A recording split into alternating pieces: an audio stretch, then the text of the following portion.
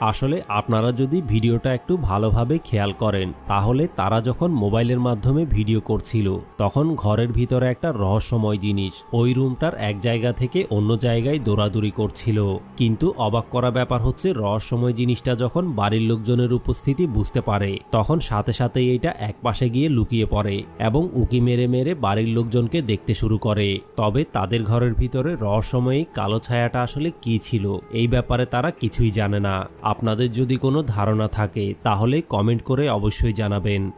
বন্ধুরা, এই ভিডিওটাতে রাতের 3টা বাজে হঠাৎ করেই যখন একটা মসজিদের সিকিউরিটি অ্যালার্ম বেজে